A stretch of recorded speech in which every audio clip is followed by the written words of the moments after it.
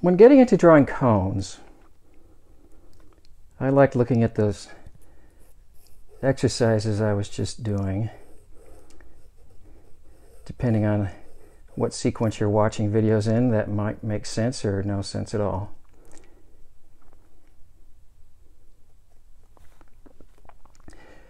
But before I really feel like I can get pretty accurate with a cone, or really any kind of cylindrical shape, I want to make sure I'm very confident at drawing a line, a straight line that's horizontal to my piece of paper.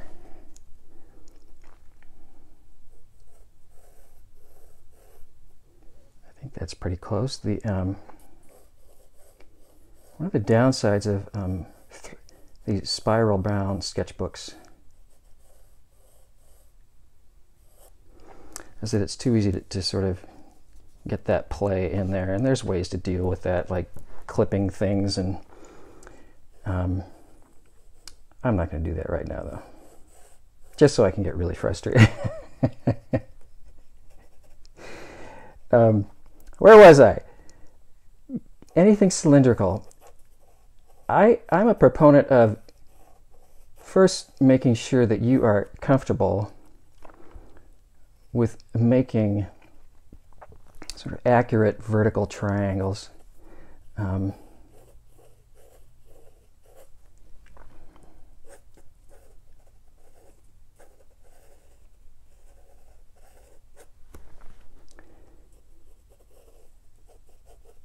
And hopefully that sequence that I just did makes sense, and that I'm starting out with a horizontal, kind of looking at my horizontal source to really get a sense if that's horizontal or not. I'm going to sketch in a couple end marks where that line is, and then I'm going to sketch in what I think is my midpoint. And then I'm going to look carefully and see if it seems accurate. And then I'm going to indeed measure it to see if it's accurate.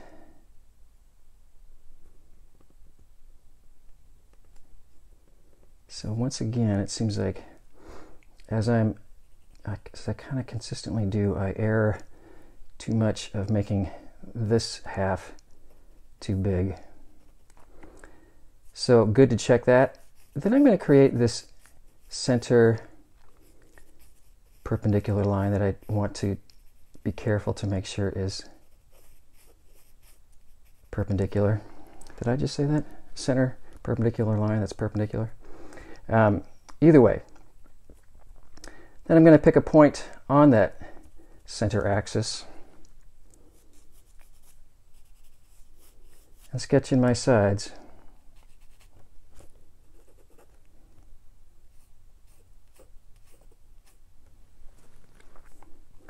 Because if my cone or bottle or whatever is not accurate at this level, I'm pretty much hosed. Okay, that was fun to say, but I'm not sure if it was really true.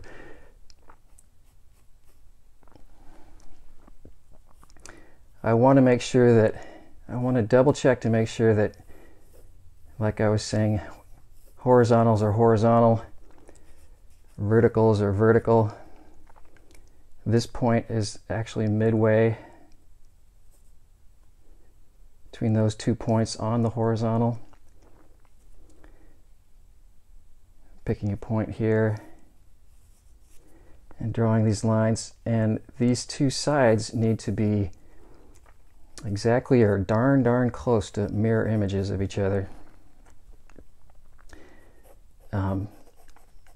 That is a great way to sort of start off, making sure that you're getting off to a good start. Let's see. I'm going to not measure that one. Another interesting thing about judging proportion and shape is that it helps to get to increased context. I'm going to show you that in 1 second.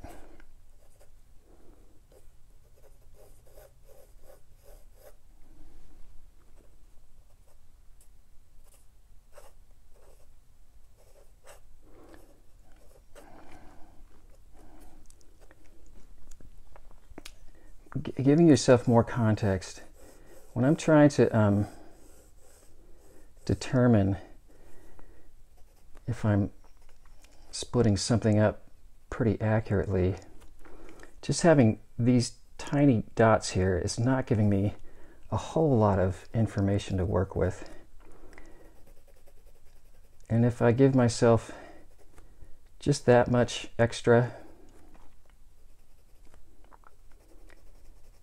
then I'm going to be able to judge this shape that much. It's going to be easier to judge because it's a bigger shape. I have more context. I have it's sort of an imaginary rectangle that I can envision. And I find that very helpful to make sure when I'm trying to figure out if indeed I've hit the center of something. If I am having a hard time, I'll try extending these guidelines just to give me a little more information to work with. Once again, I'm drawing flat on a surface, so it'll be fun to see if that's actually accurate. But do a bunch of these, do them flat, do them high, do them low. And let's make a short.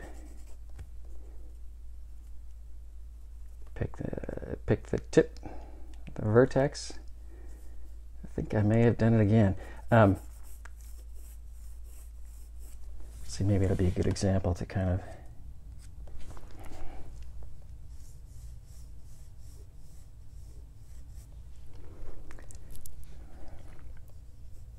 If I've double-checked everything and something doesn't seem right,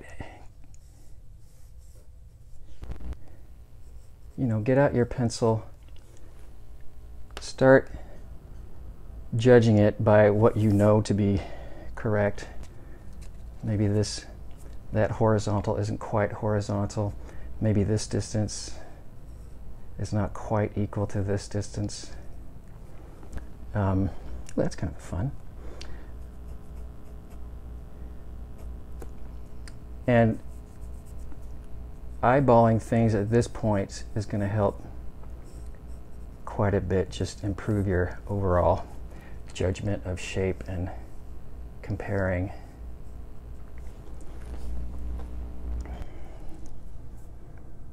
Let's see, how about a taller one?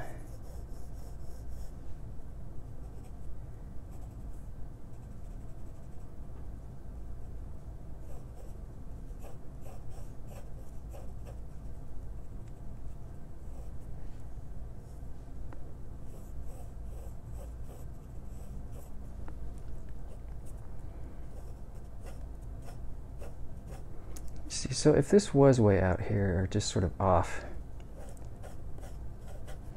you know, you're going to be able to see it that much better just here, at this point.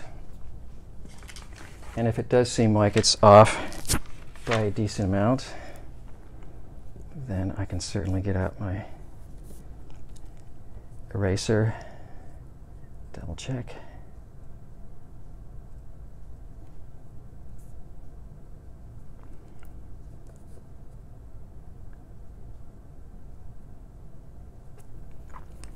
What's happening over here is I didn't really start at that point. Bad artist instructor.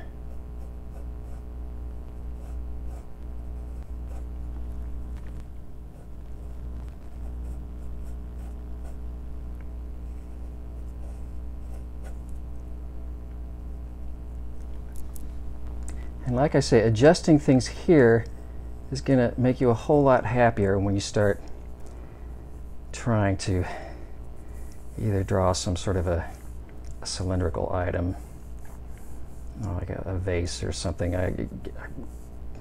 More on that later.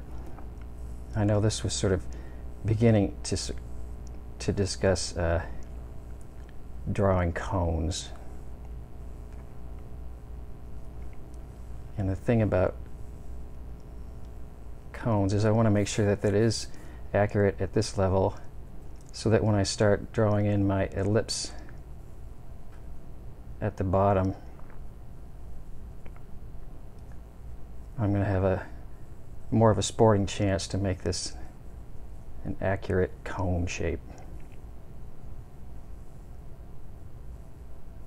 Oop. I have more on ellipses in a lot of different places. I'm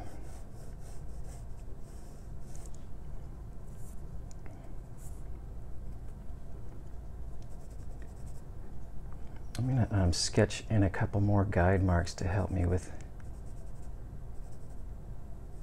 what ellipse might be down here.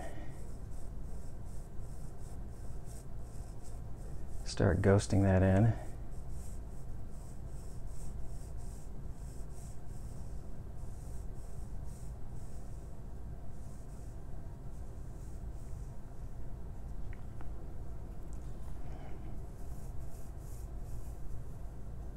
Ooh, getting pretty ghosty there.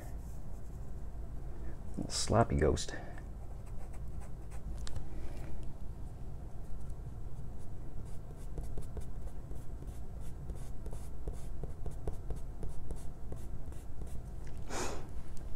That's a good example of an inaccurate ellipse. This is going to come down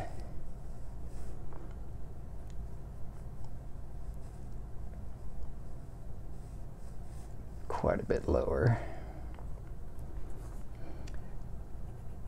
That's a longer conversation, but to match up sort of the way I started at these points.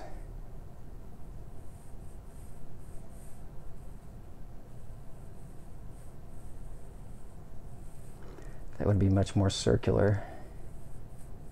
I'm kind of doing what I tell my students make sure not to do.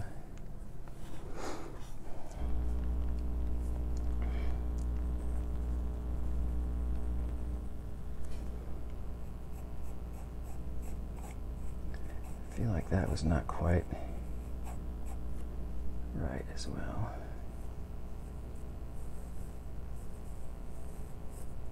So that was more the ellipse I was going for that one.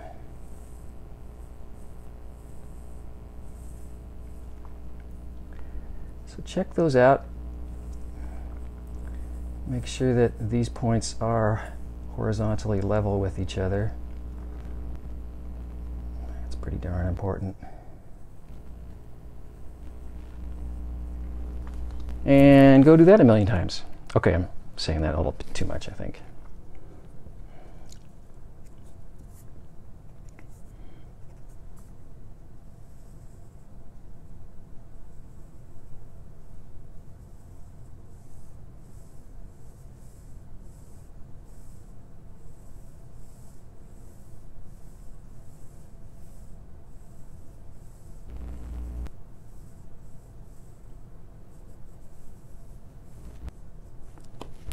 Okay.